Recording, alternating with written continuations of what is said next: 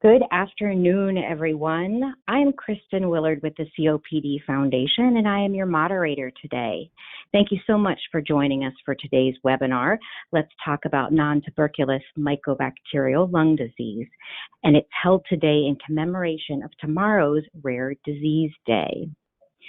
Today's event is sponsored by Insmed Incorporated. We thank them so much for their support, and we look forward to spending the next hour with all of you. First, I'd like to give you an overview of what you can expect today. So after these initial comments, you will first learn more about the relationships between COPD, bronchiectasis, and nontuberculous mycobacterial lung disease, which we call NTM lung disease for short. We'll then discuss the basics of NTM lung disease, including symptoms. Next, we will dive deeper into diagnosis, treatment, and management. And you'll also hear what that looks like in the life of an individual with NTM lung disease. Then we'll explore what personal advocacy is and how it can help to empower you, as well as resources to provide you additional information following this webinar should you want to learn more. Then to close our call, we will have a question and answer session. You don't, however, need to wait until the end of the webinar to pose a question because we won't be doing this by voice. What we'll do is ask that at any time during the event, you type your question in the question pane of your webinar control panel. And then I will ask these at the end of the call when the speakers have finished their presentation. Now, you've heard from me already. Again, I'm Kristen Willard in the DC office of the COPD Foundation. Now, today's speakers will be Dr. Ashwin Basavaraj, a pulmonologist with Bellevue Hospital Center and NYU School of Medicine, as well as John Torrence, an individual impacted by bronchiectasis and NTM lung disease. I have to say we are so glad and incredibly lucky to hear from both of these speakers today, so let's get started. Dr. Basavaraj, I will turn it over to you. Thanks, Kristen. Welcome, everyone. We're so happy that you guys can join us today to learn more about bronchiectasis and nontuberculous mycobacterial disease. Our goal is to try to relate this condition to COPD and just talk a little bit about the basics of bronchiectasis and NTM so you can learn about this condition and increase awareness of these conditions. So we're going to start out first a little bit about COPD. This is a well-versed audience in COPD, so I don't have to explain a lot about this condition, but basically COPD is a condition that can cause airflow limitation and breathing problems. We know that there's a strong association with smoking, but there's also a small percentage of patients that can have COPD without a smoking history. There are two types of COPD. One is emphysema, where you have structural lung disease of the air sacs called the alveoli in lungs. And there's also chronic bronchitis, which may not have such structural lung disease, but can have mucus development, which can lead to symptoms in relation to their smoking history. What bronchiectasis is bronchiectasis is dilation of the airways, and you can commonly see this in patients with COPD. When a patient has bronchiectasis or dilation of the airways are expanded, and that can lead to an entrapment of mucus, chronic infections, inflammation, and further lung damage. When you have these chronic infections, one of the most common infections that you can see with bronchiectasis is something called nontuberculous mycobacteria. Now, individuals with bronchiectasis are at increased risk for nontuberculous mycobacteria because you have an entrapment of this mucus, which can lead to chronic infections and NTM. It's very common in patients with bronchiectasis to have NTM, and there's certain reports that up to 50% of patients with bronchiectasis in the United States have active NTM lung disease. Now, unlike tuberculosis, which is a reportable condition to laboratories across the country, NTM is not reportable, so it's very difficult to know the prevalence of NTM at every given time point. But some reports do suggest about 50% of patients with bronchiectasis have NTM, and it's increasing annually. Now, when we talk about bronchiectasis and the pathogenesis of bronchiectasis, we talk about the classic vicious cycle hypothesis. And what that means, if you look at this cycle on the top right, a patient may have bronchiectasis from whatever reason. It could be a prior infection most commonly, or a pneumonia. It can be certain conditions such as aspiration, reflux, or swallowing abnormalities. It can be autoimmune conditions, genetic conditions. These are all common conditions that can be associated with bronchiectasis. When a patient has bronchiectasis, and again, that means a dilated airway in their lung, mucus can get stuck in these dilated airways. And when mucus gets stuck there, patients have difficulty bringing out that mucus, and they can't relieve that mucus from their lungs. When there's difficulty bringing out mucus, bacteria can get colonized in that mucus. Very commonly, Nontuberculous mycobacteria is one of those bacteria that can colonize that mucus. And when you have this bacteria that develops over time, that can lead to further inflammation, further bronchiectasis, and then this vicious cycle starts developing with further lung destruction.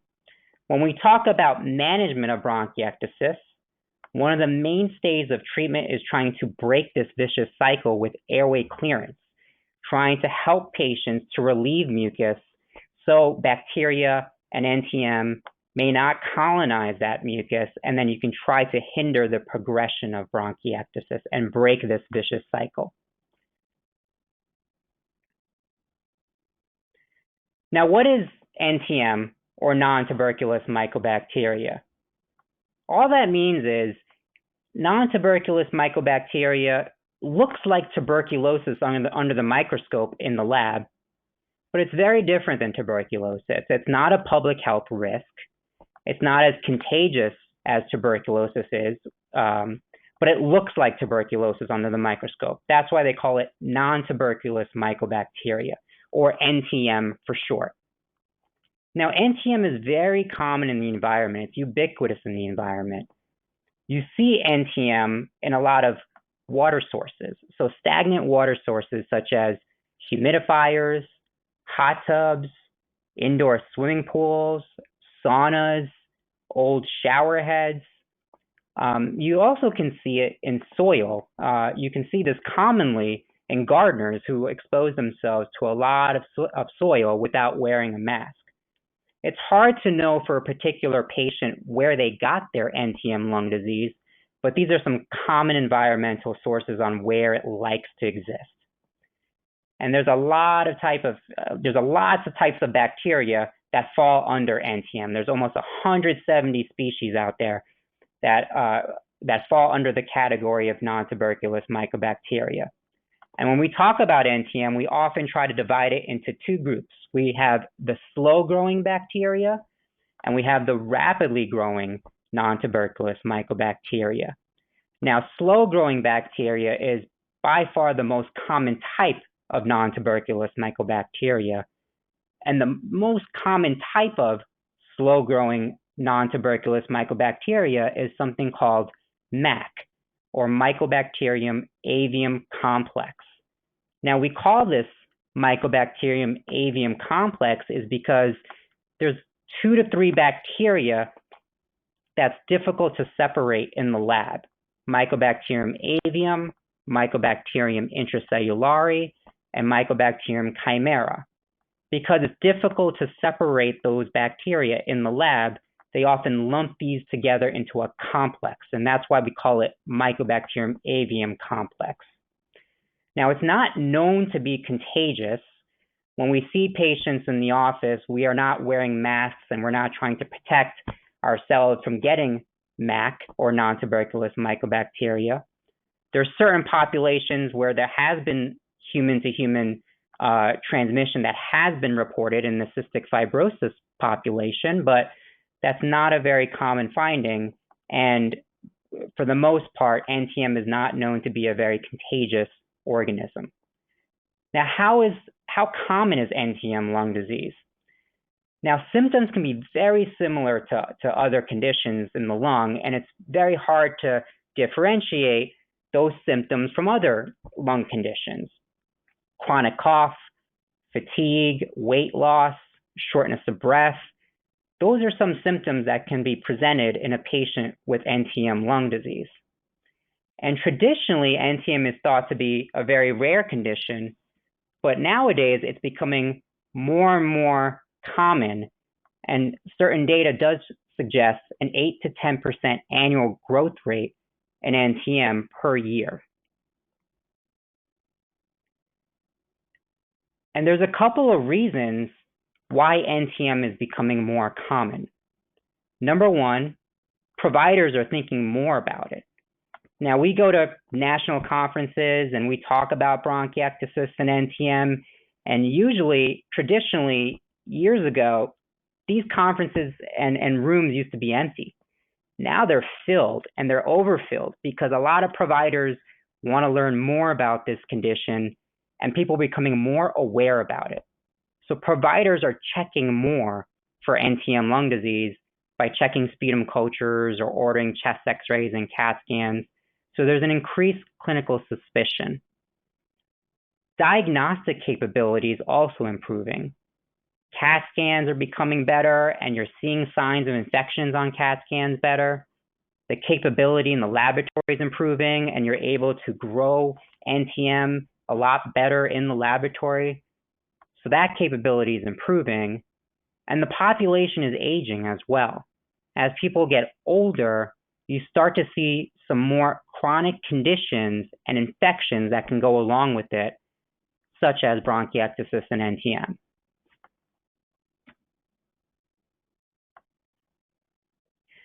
Now, there's a variation in what NTM can look like in different people, right? So there's different types of NTM. For example, the slow-growing NTM, which may have stable symptoms, and it may also slowly progress over years.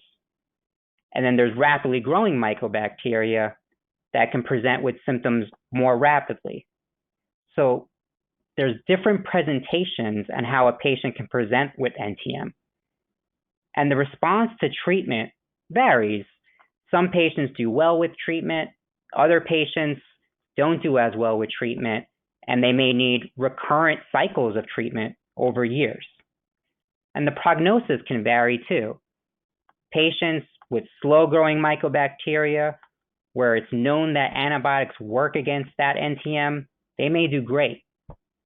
And where antibiotics may not help, or where they have rapidly growing mycobacteria, the prognosis for those patients may be a little bit more concerning. And symptoms can worsen and may not improve despite treatment of their lung condition. You have patients that do a variety of treatments that will go in more depth. Airway clearance, antibiotics. Symptoms can improve, but some patients have advanced lung disease, and it's very difficult for them to improve their symptoms and their quality of life. And we touched on some common symptoms that patients may present with. A chronic cough. It could be productive, it can be dry. Fatigue is a very common symptom of someone with a chronic infection. Patient may present with malaise and not feeling well. They can have shortness of breath. They can have weight loss. When patients have these chronic infections, the body is revved up and the metabolism starts to go higher and they tend to lose weight. So that, for us as providers, that may be a marker that their infection may be getting worse. And then coughing up blood. Coughing by itself can cause blood. The infection itself can cause blood. And the bronchiectasis and the underlying structural lung disease eroding into a nearby blood vessel can cause coughing up blood as well, or hemoptysis. So these are all common symptoms that a patient with NTM and bronchiectasis can present with. And there's a number of risk factors for NTM lung disease. One, structural lung disease, such as COPD and bronchiectasis.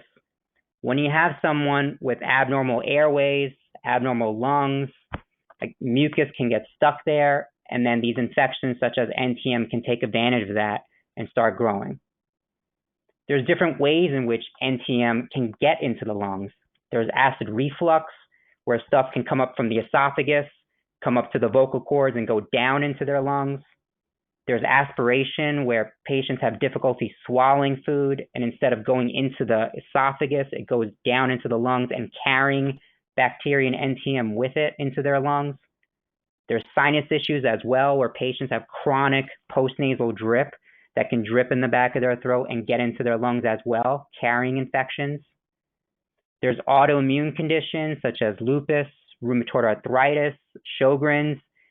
All these conditions may make you prone to developing infections because they may be deficient in their immune system. There are certain medications that can lead to NTM.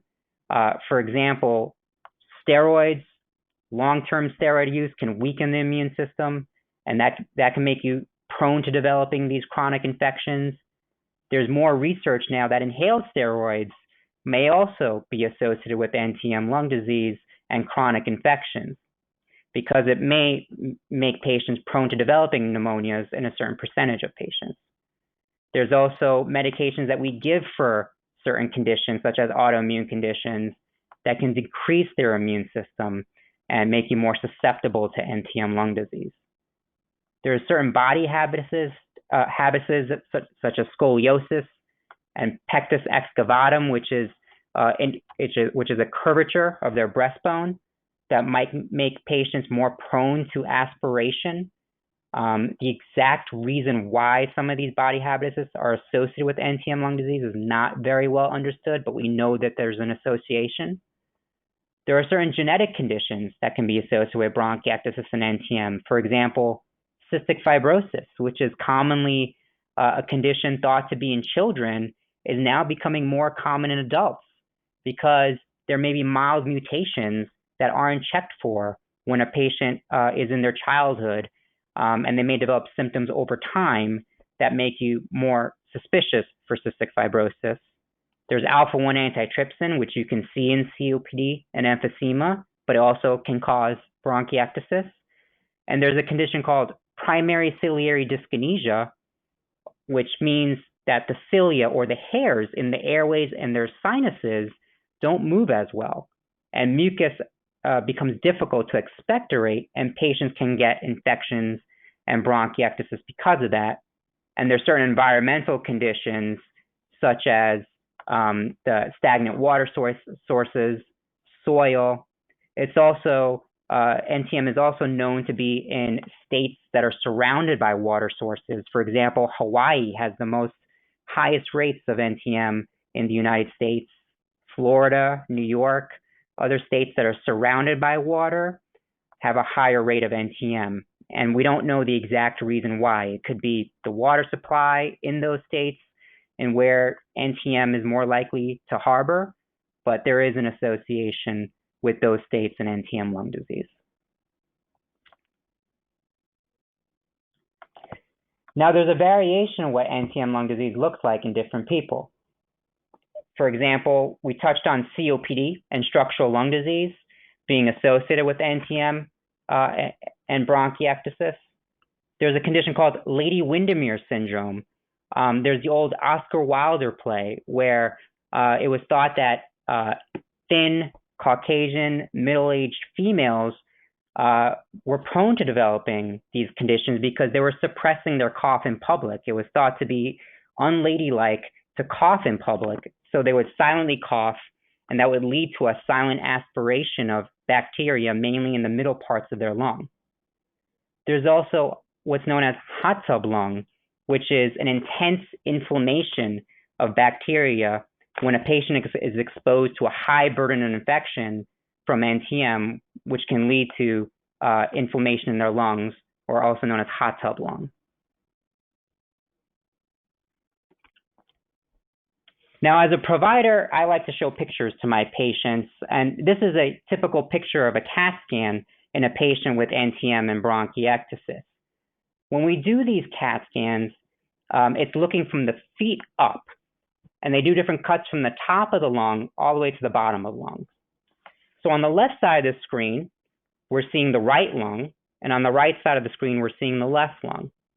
And where you're seeing these circles, these are all abnormalities that we're seeing in the lung here. Now, if you look at letter C, just on top of letter C is what normal lung looks like. Air normally comes out as black on a CAT scan, and the white markings are blood vessels in the CAT scan. Now, the letters here that are circled are all abnormalities again. For example, letter A is a cyst or a cavity, which tells us that there may be a high burden of infection there and that the infection is trying to wall itself out. Letter B is a classic example of what bronchiectasis looks like on a CAT scan. That's the dilated airway that you're seeing going all the way out to the periphery of the lung. Letter C is another example of what bronchiectasis looks like. It's a dilated airway right next to the blood vessel there that tells us that a patient has bronchiectasis. And letter D is a sign of what's known as mucoid impaction, or mucus that's stuck in that airway that a patient can't get rid of. These are all maybe signs of chronic infection such as NTM.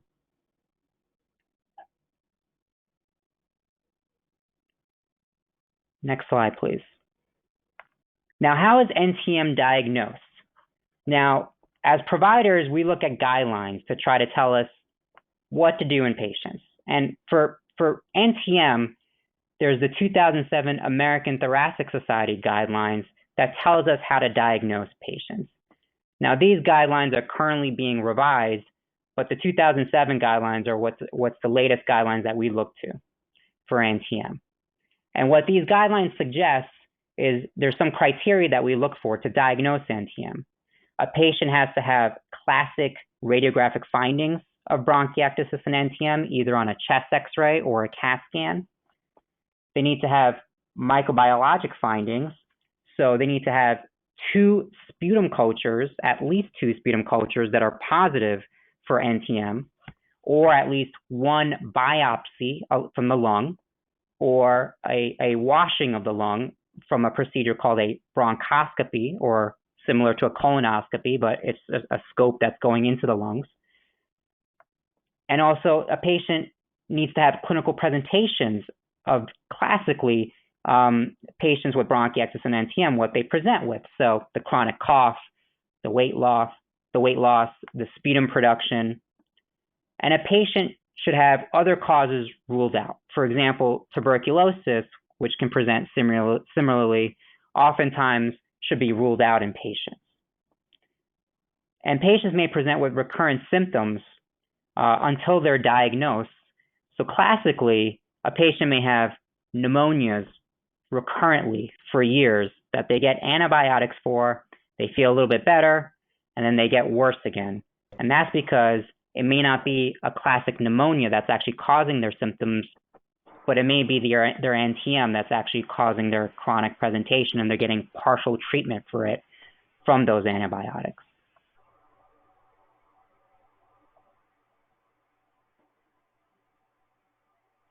Now I'm going to pass along the microphone to John, our patient, who's going to tell you a little bit more about his experience with bronchiectasis and NTM. Thank you, Dr. Basavaraj.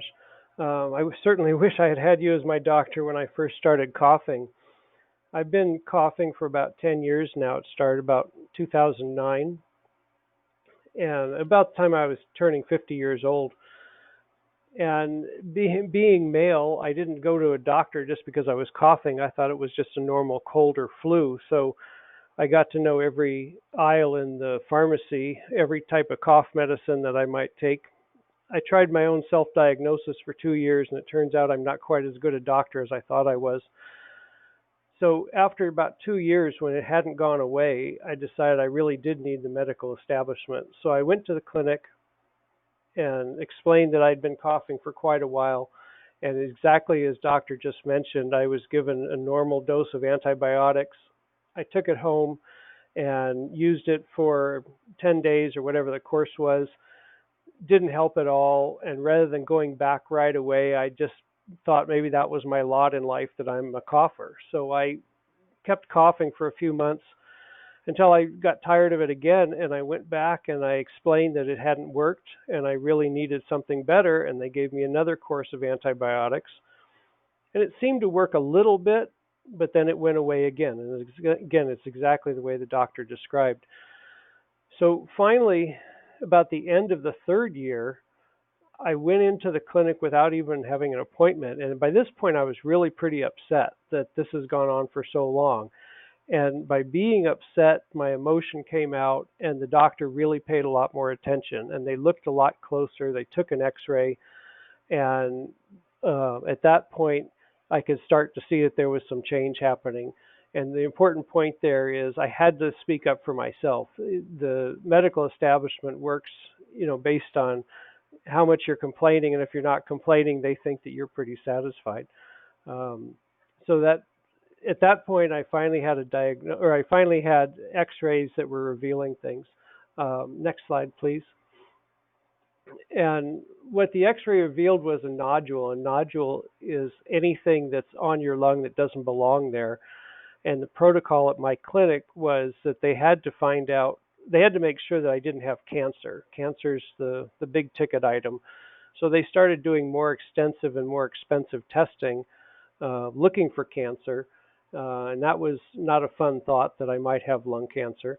But in the process, they ruled that out, but they still realized I had something going on. So they had given me what they called an AFB sputum test, which is a very long, slow test that takes a while to get the results.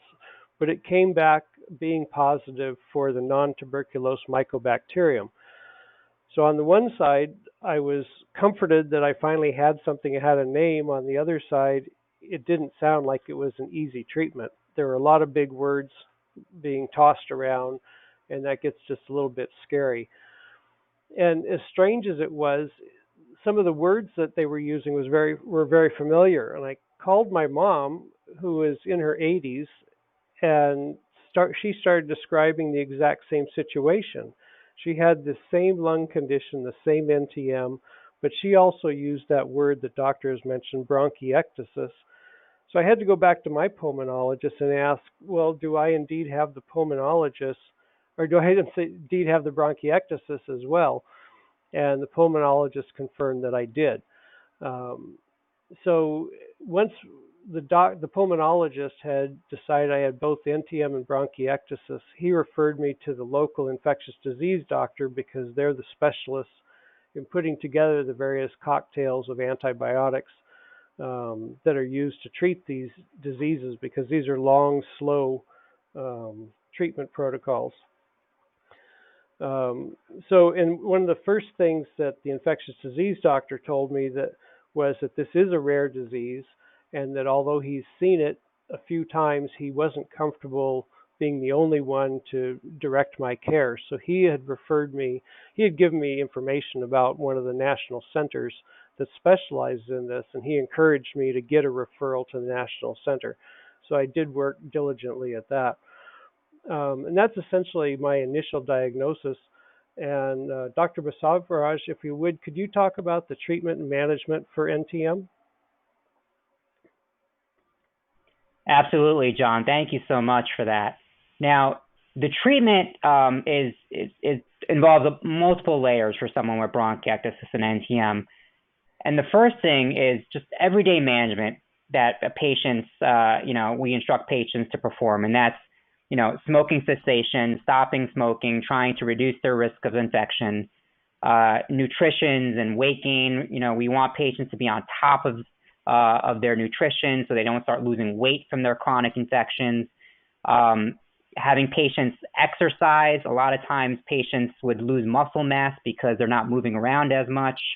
Enrolling them in pulmonary rehab to gain exercise, to get that airway clearance and that mucus out of their lungs, and trying to reduce their exposures to bacteria, and maybe trying to limit their exposures to some of the common environmental sources that we talked about, humidifiers, shower heads, indoor swimming pools, taking precautions like wearing a mask when they're gardening. These are all everyday self-management strategies that a patient may take.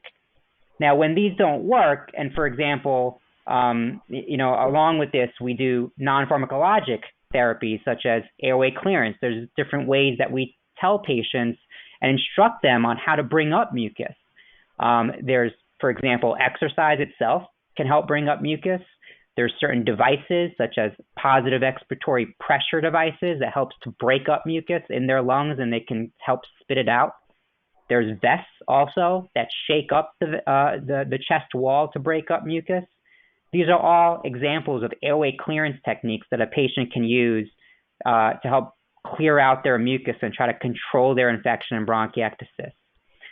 And when these modalities don't work and infections are progressing on their CAT scans or they're just symptomatically getting worse, we look to antibiotics to try to prevent these symptoms from getting worse and try to control the infections. So there's options in terms of antibiotics to try to help patients feel better. Now, when patients don't get better with antibiotics, there's surgical options that a patient can choose. For example, if the infection is localized in one part of the lung, or if they're running into side effects from their antibiotics, surgery is an option to try to remove that infection, try to remove that bronchiectasis so they can get better. And when is NTM lung disease curable? We look at those AFB sputum cultures that John talked about. If they become negative, we look at as a patient that's getting rid of their infection, and we look at what's known as culture conversion, over time. So that could be one way in which an NTM lung disease can be monitored. Also symptoms and CAT scans, looking for improvement. Those are all different ways in which NTM lung disease is monitored over time.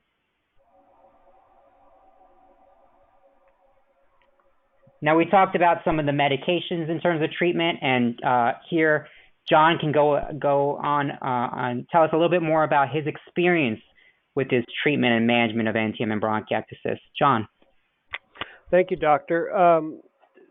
The first thing to note is every time I've been to a doctor's office before and they handed me antibiotics, it was usually in a small package, and it usually took 5 or 10 days to take the antibiotics. So that's my expectation as I went into the doctor's office, and instead I started hearing a completely different world of medical treatment. And it's quite scary in the beginning, but you start getting used to it and start realizing that this is a long, slow disease that needs a lot of care. Typical treatment programs are 18 to 24 months of antibiotics and also other care at the same time, as Doctor was mentioning. And each course is dependent on the exact species of NTM that you have. So that, again, this is where the pulmonologist and the infectious disease doctor work together to come up with a custom routine specific to the disease that you have. In my case, I had 2 types of intravenous antibiotics to start with, as well as 1 oral antibiotic. And then those drugs changed over time, both due to the side effects and how effective they were. The doctors are very smart about changing the drugs from time to time so that the bacteria does not morph around them, essentially. But at the same time as the antibiotics, I was using the nebulizer, which the doctor mentioned, and that's a way of clearing the mucus out of my lungs. Again, the bacteria is collecting in the mucus, so it's important that twice a day I use the nebulizer to essentially cough some of that stuff out. It's not a fun process, but it is very, very valuable. In my case, the type of NTM that I had was called abscessus, which is a particularly difficult strain. So in addition to the several months of intravenous antibiotics, I also had surgery on my lung. The doctors looked and saw that most of the bronchiectasis was concentrated in one lobe of my lung. So they were able to go in remotely and remove that lobe of the lung. It's very specialized surgery that's just for NTM disease. And in this way, by doing it remotely, they didn't spread the infection throughout my body. So I was very happy to find that I had probably the smartest doctor in the area that understood exactly how to deal with that kind of surgery. Because it was a remote surgery, recovery was happened fairly quickly. Within a few weeks, I was able to do my own physical chores and get back to a routine. As Doctor mentions, physical activity is important just to keep everything moving, keep the breathing going on. Things that I've found important in addition to the airway clearance, I find it important to keep a log of what I'm doing, not only the treatment that I'm doing, but when I've had doctor appointments, what medicines have been put on. It seems simple when you're starting, but a year or 2 years later, it's easy to get it all confused. So if you start out and just make a journal of everything that happens to you within this disease, it'll pay off in the long run. And you'll see the patterns, because from day to day, you don't realize, are you feeling better or are you feeling worse? But when you put it down in a journal and you see that you're able to do more physical activity, then you'll see the benefits of some of the therapy that you've been going through. Now, I didn't mention earlier that when I had first started, I had lost about 30 pounds. It was a very slow weight loss that happened as part of the disease. That's very typical, but that has leveled off, and now I kind of have the opposite problem, but I'm working on that. And the other thing that I think is really important is to stay educated on the disease, and whether that's attending webinars such as this, reading the technical papers that come out, attending conferences, finding the pamphlets and brochures at your doctor's office. Don't wait for the 8 minutes that you're in front of a doctor to get information. Get information ahead of time. Do your homework and be prepared with questions when you go in to see the doctor. I think all of that is very important. Okay. Now, since that initial infection, that cleared after about 1.5 years to 2 years. I've had some other repeat infections. Different species of NTM have come and infected my lungs, and I've gone through the treatment protocol about 3 times. While this is by no means fun, at least now I know what the routine is. I know that my lungs are just, a place that bacteria finds a happy place to hang out, and I just need to stay ahead of it. So it's part of it is just having a mindset that I'm going to keep working at getting rid of this stuff and do the best that I can. What I find is important at this level is that I have a collaborative effort between my doctors, both the local doctors and at the National Center, and myself. So it's not the olden days when you just go in and you just do what the doctor tells you. The doctors are happy to listen to my questions. They're happy to take my advice when I see something and say, how does this work for me?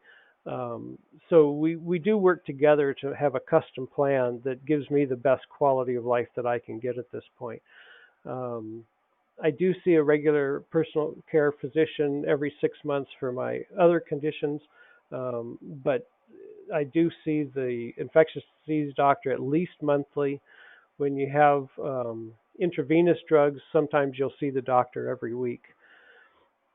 And that's really been my treatment up to today. But I think an important thing is the discussion of personal advocacy. And Dr. Basavaraj, could you give us some thoughts on that?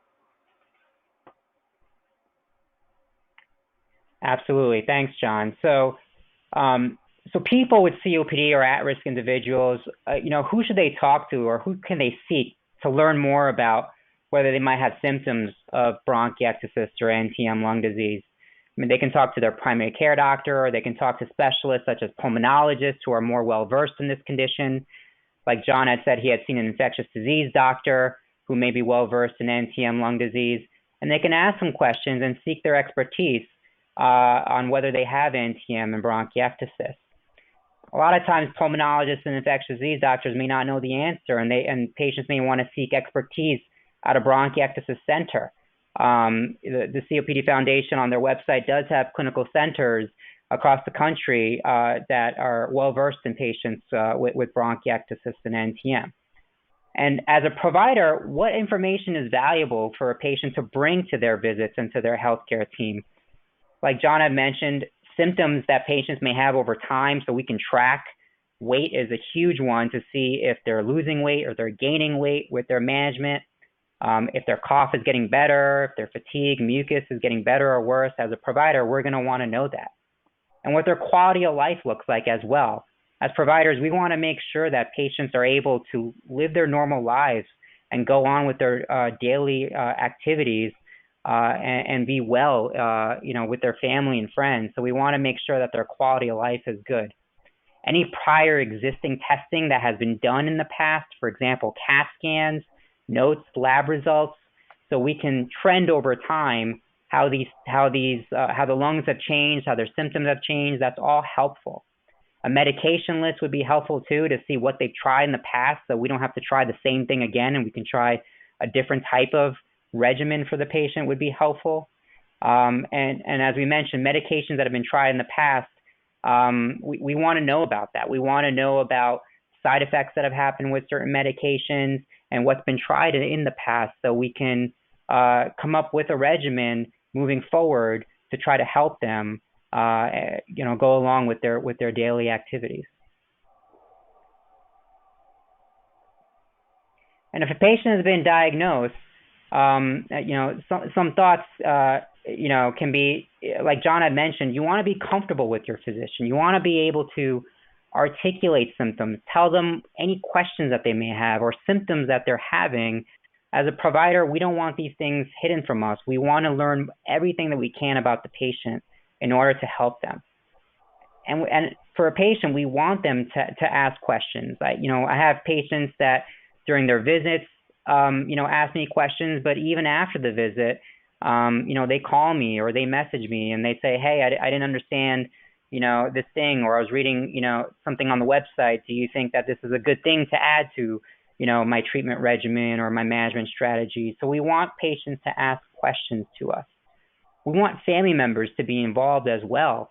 We know as providers that a lot of information that we're talking about during the visit may overwhelm the patient and they may get burdened, and it's very difficult to understand what we're talking about and absorb all the information. And that's where family is key. They can listen, they can reinforce what patients may not be hearing in the clinic, and they may also help instruct patients in terms of their management at home. For example, airway clearance maneuvers, so patients can continue to manage their condition at home. We want patients to educate themselves, learn from other patients, going to support networks, going to trusted websites, and talking to their doctors. The more educated a patient is about their condition, the more proactive they can be in terms of managing their symptoms and their condition. And complying with treatments, that's important to us. We want patients to know that, that what they're doing is the right thing to do. We don't want patients to take certain devices or certain medications, here and there and not every day, like, they may have been instructed to do, because that can lead to harmful consequences over time. So being compliant with treatments, follow-up, seeing them, every month, every 3 months, their doctor is important to us.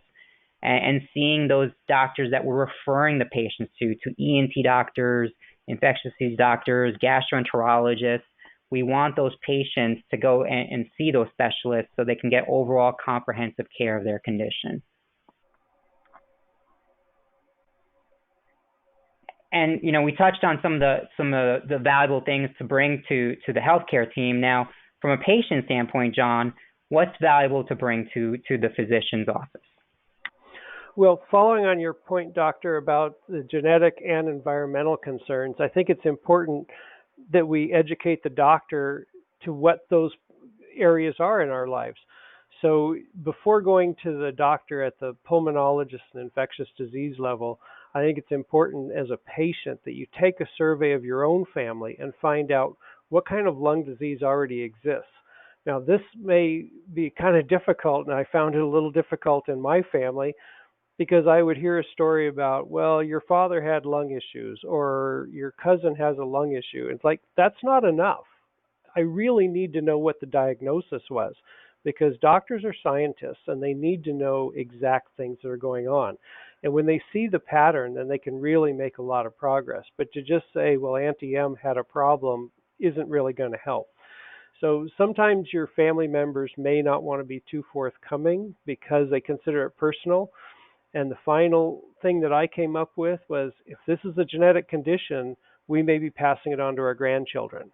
So this isn't about us. This is about taking care of the people that are in our family. So that finally got everyone's attention, and I started getting help from my family members. So all the lung disease that you can find in your family, as specific as you can. Bring that to the doctor's office. The second thing is that by the time you're in front of a pulmonologist or a infectious disease doctor, it may be 2 or 3 years from the time you started having symptoms. And you may have already adjusted, as I did, to life in this new, slower cycle. I was already experiencing a lot of fatigue. I was taking afternoon naps. I wasn't trying to do a lot of physical work. And the important thing here is try to remember what life was like before you got sick.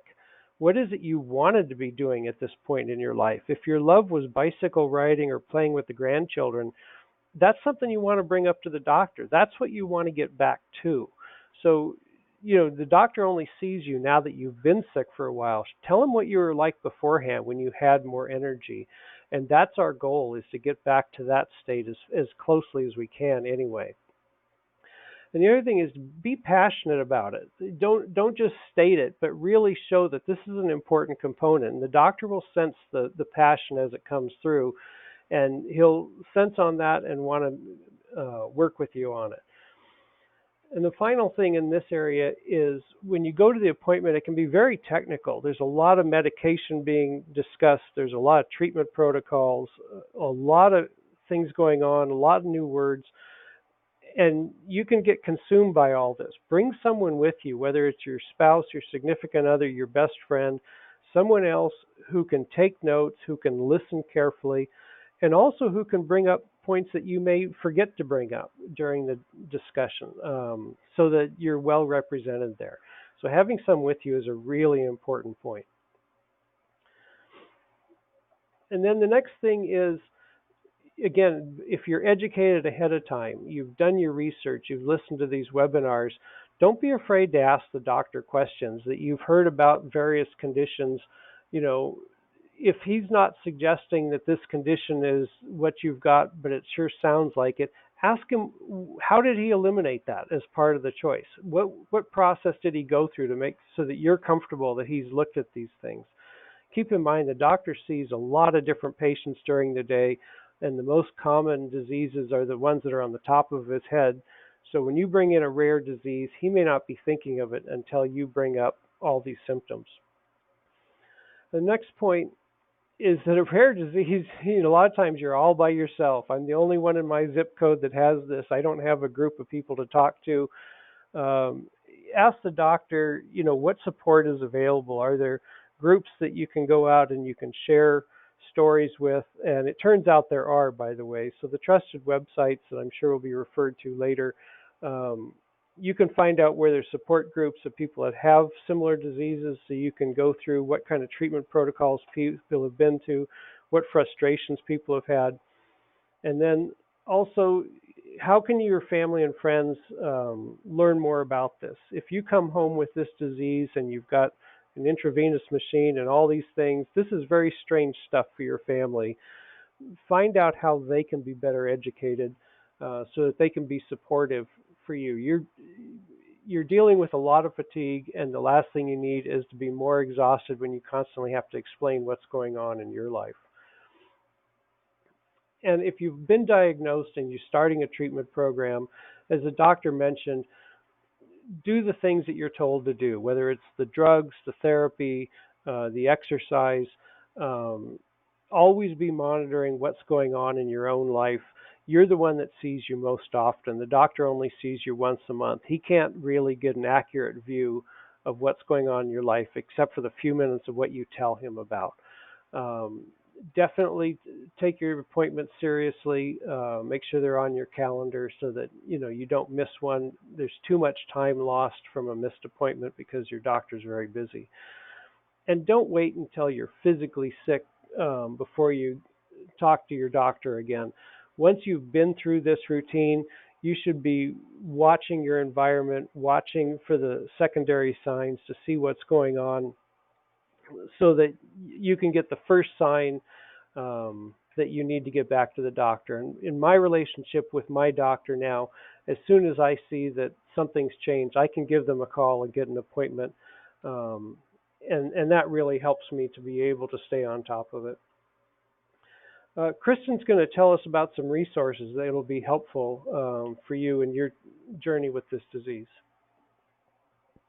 Thank you so much, John. So I will actually move through these rather quickly because I want to be sure that we have time for questions. So I would encourage that you come back to the slides when we send them out and visit each of these websites. The first will tell you more about the Bronchiectasis and NTM Research Registry, and that's a clinical registry of more than 2,000 patients. The goal of the registry is to support collaborative research and clinical trials. And this registry is part of the Bronchiectasis and NTM initiative. And so that also includes resources, a social community of more than 1,800 members, information about research, and also links to consortium site listings where you could find NTM experts. So you can look at the website listed on the screen, and that is where you will find all of this information at bronchiectasis and ntminitiative.org. And next up, our partners at ntminfo.org. So this is the online home of NTM Info and Research, so NTMIR. This is a really rich website containing resources, research information, opportunities to become involved in the community, and an NTM lung disease physician referral list. And lastly, about NTM.com, and that is Insmed's informational site for those who want to learn more about NTM lung disease. So be sure to take a look at these sites to make connections with others and to find a wealth of information. So now we want to hear from you. So what questions do you have regarding NTM lung disease? And as a reminder, we'll be taking questions you type into the questions pane on your webinar control panel. So I will start first with a question for Dr. Basavaraj. The question is, should I stop showering, gardening, etc., to avoid NTM bacteria? So that's a question I'm sure a lot of people have. Thanks, Kristen. Great question. And yes, like you said, we get this question a lot from patients. And although we know that these are sources of NTM, in the environment, we don't recommend absolutely stopping these activities. We want patients to just be aware that it may be there, protect yourself, to the extent that you can. For example, you may want to place a filter on the shower head or change out an old shower head to get rid of some of the bacteria. You may want to wear a mask when you're gardening. But we understand that patients need to live their normal lives, and we don't want them to give up their everyday activities that they enjoy. Thank you so much. I'm sure that was very helpful. Next question. This one will be for John. What lifestyle changes have you made since being diagnosed with NTM lung disease? Well, Kristen, I do what I can to limit the environmental risk, and that would include anything that involves the aerosolized water that we've been talking about. So that's stay away from hot tubs, a pressurized shower head, and misting devices. I have a reverse osmosis water filter for my drinking water to physically eliminate any NTM coming through. I also have the head of my bed elevated a few inches so that I don't experience as much acid reflux at night. I try to avoid foods that cause gas and acid reflux. And as I mentioned earlier, I use a nebulizer twice a day to cough up the mucus that I've collected in my lungs. Thank you so much, John. We'll sort of switch off and go back to Dr. Basavaraj now. The next question we have is, the symptoms of NTM lung disease sound very similar to COPD. So how would I know to ask my doctor about NTM? Right. So, some of the symptoms that we described are very nonspecific, like we said, chronic cough, shortness of breath, weight loss. These are conditions that you can see in COPD. These are conditions that you can see in bronchiectasis and NTM. So the main thing is just to be mindful of these chronic symptoms in NTM, that we discussed. And, if patients are getting their standard treatment for these lung conditions such as COPD and they're not getting better, you want to think about some of these other conditions that may be contributing to their symptoms, for example, bronchiectasis and NTM. And if there's any concern that there may be something like bronchiectasis and NTM that's going on, you want to talk to your doctors and ask them, is it possible that I have this? Are you seeing this on a chest x-ray or a CAT scan? Are there any signs of NTM or bronchiectasis? And if there's signs of infection or NTM that's present on the CAT scan or the chest x-ray, then you can ask your doctor, is it worth checking for NTM? And that's the AFB sputum culture that John had mentioned. That would be diagnostic of NTM. So those are some ways that you can talk to your provider about finding out whether you have NTM lung disease. Excellent. Thank you so much. Here is another one for John. What do you think is the best piece of advice you could give a fellow patient to best cope with having a lung disease? Well, Kristen, there's a few things that come to mind, and I know time is short. The first is make sure your close family is supportive of what you're going through. Talking to family and friends about the disease can be very helpful. And then also concentrate on something that's good in your life. We discussed that earlier, whether it's the grandchildren, travel, volunteering, so that your whole life isn't just spent dealing with doctors and drugs. And that way the lifestyle changes you have to make to manage the disease can be put in perspective. And finally, again, another point we've discussed already, be your own best advocate. Be informed about what's going on. Bring a friend to your doctor appointments. Talk to your doctor about getting referred to a specialist or a center that treats bronchiectasis and NTM lung disease. Thank you, John, and thanks for reiterating some of those points for us to drive them home. Next one will be for Dr. Basavaraj. This one is, you mentioned that NTM lung disease diagnosis is often delayed. So what would the impact of a delayed diagnosis, what's the impact, of a delayed diagnosis that we should be aware of? Yeah, so, we described a presentation that is typical for patients with NTM, and that's these recurrent pneumonias and you're getting partial treatment of these pneumonias, but it may in fact be something else like NTM. And really with any sort of infection that's not treated appropriately, it can progress. And that's not different with NTM. If NTM is not treated appropriately, it can be progressive. Patients can have, worsening symptoms, worsening CAT scan findings, or worsening quality of life. And that can lead to further bronchiectasis, further inflammation in their lungs, and it becomes a cycle that we talked about. So, the infection, if it's not treated appropriately with antibiotics, airway clearance, some of the everyday self-management strategies, it can progress and, to a point where, the symptoms can worsen over time. Thank you so much. And I'm actually going to try to see if you can, this is Dr. Basavaraj again, in about 60 seconds or less. Can you tell us, how is bronchiectasis different from my COPD? Right. So without getting too technical, COPD, like we described, is, there's two types. There's emphysema, which is a destruction of the air sacs in the lungs or the alveoli. There's chronic bronchitis, which is not so much destruction in the lungs, but recurrent mucus and symptoms over time. Now, when we talk about bronchiectasis, it's not so much the air sacs or the alveoli that we're talking about, but more so the airways that lead to those alveoli and air sacs. And those airways are dilated.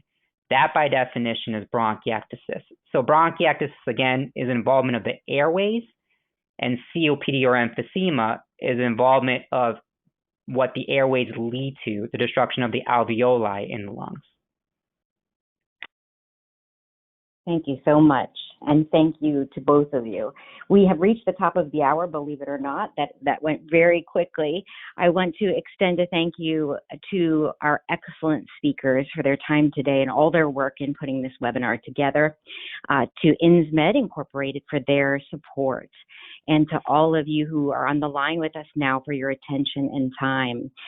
We're sorry we did not get to all of your questions. We hope that you will visit those resources and also talk to your healthcare professionals if you have questions. We thank you for being with us. We look forward to continued conversations about NTM lung disease. Thank you so much and have a wonderful day.